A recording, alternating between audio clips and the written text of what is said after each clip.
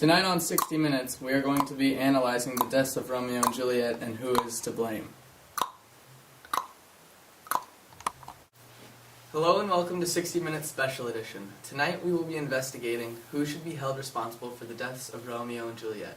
Our staff has come up with 5 different characters that are going to be questioned and investigated on their role in the deaths of Romeo and Juliet. Here is Haley with the 5 characters we will be investigating. The first person we'll be investigating is the nurse. Juliet's nurse is first introduced in the play in Scene 3 of Act 1. She's a trusted family servant to Juliet and Verona. She is very active in family affairs. From investigating, we have come up with why the nurse is guilty of Romeo and Juliet's deaths. At first, the nurse helps get the lovers married and even goes to Romeo and says, "For the gentlewoman is young, and therefore, if you should deal double with her, truly it were an ill thing to be offered to any gentlewoman and very weak dealing." This means that she wants to be sure that Romeo means to marry Juliet. After Romeo is banished to Mantua for murdering Tybalt, the nurse changes her mind and tells Juliet to marry Paris. This makes Juliet feel alone and like she wants to kill herself. So she goes to Friar Lawrence and they make the whole scheme, which ends up with both Romeo and Juliet's death. Nurse, why did you change your mind between Romeo and Juliet? I believe that the best thing for Juliet would be to move on and marry the better man, Paris. Did you ever think that saying that would force Juliet to think about killing herself? Of course I didn't. I only thought it would help her move on. Thank you for your time. The next person we will be investigating today is Lord and Lady Capulet. They are the parents of Juliet. They both believed that the tradition of arranged marriage was right for her.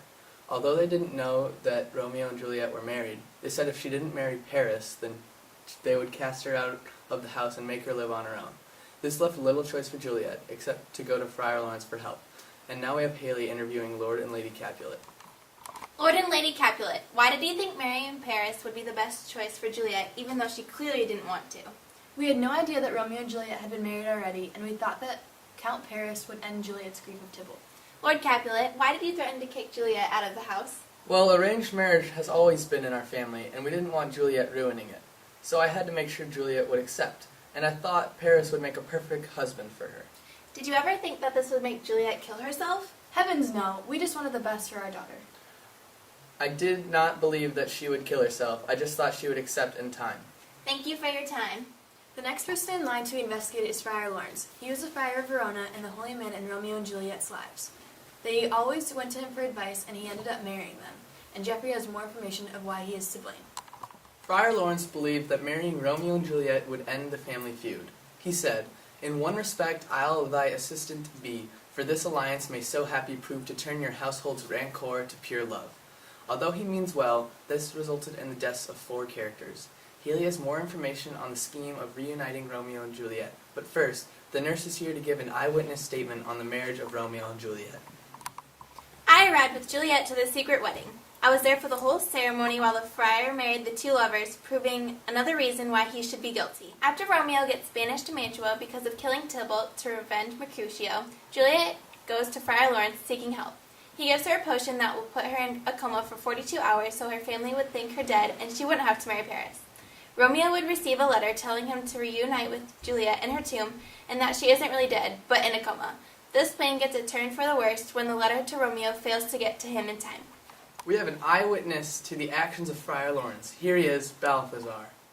When I arrived at the tomb with Romeo, he told me to leave, but I stayed and waited. While I was there, Friar Lawrence came by and went into the tomb. The next thing I knew, he was running out of the tomb at the sound of the city watch.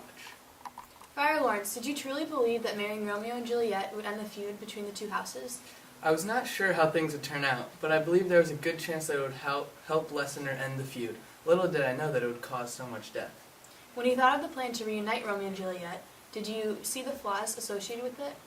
Well, honestly, it was a desperate plan. I knew that things could end up badly, but I didn't know it could end up this badly, and I never meant to harm Romeo or Juliet.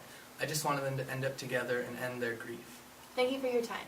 And next up, we will be investigating the Prince of Verona. He tries to keep the peace, but is very hard with the feud of the Capulets and the Montagues. At the beginning of the tragedy, the prince has to stop the fighting between the 2 families, and when another fight broke out, he was forced to step in and banish Romeo to Mantua. The prince's obsession with keeping the 2 families apart resulted in the deaths of Romeo and Juliet. Prince, did you ever think about how the banishment of Romeo could affect others? No, I just wanted to keep the peace and make sure the feud did not get any worse. In the end, you ended up losing your cousin, Mercutio. Didn't you think the revenge of Romeo was needed and he should not have been banished? Yes, Mercutio is my cousin, but any murder in Verona has to be treated with equal justice. Again, I was only trying to keep the peace. Okay, Prince, thanks for your time. Lastly, Friar John is a friend of Friar Lawrence who is asked to deliver the letter about Juliet to Romeo. However, Friar John is met by a friend on the way to the town being plagued.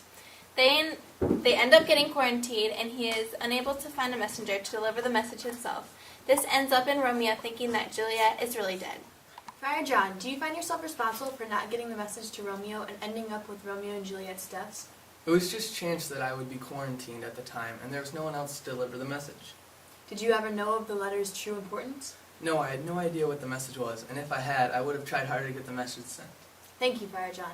Although there are many different characters to blame in this tragedy, fate is the most important role in it all.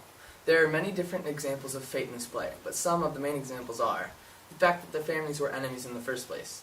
Another example is that Romeo hadn't gone to the ball, he would not have met Juliet. If Mercutio and Tybalt had never fought, and Mercutio died, Romeo would never have been banished for avenging him.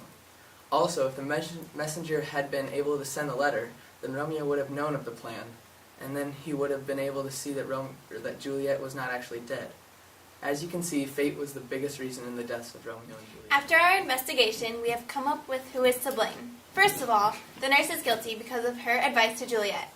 Next, Lord and Lady Capulet are not guilty because they did all they could without knowing of Romeo and Juliet's love. Friar Lawrence is also guilty because of him marrying Romeo and Juliet and his plan in the end. The prince turned out to be not guilty because he was just following the law and keeping the peace. Lastly, Friar John is also not guilty because he was held against his will and no knowledge of what the letter was about. I'm Jacque Judikas. I'm Jeffrey Cardell. And I'm Haley Hallbaker. Thank you for tuning into this 60-minute special report. Signing off.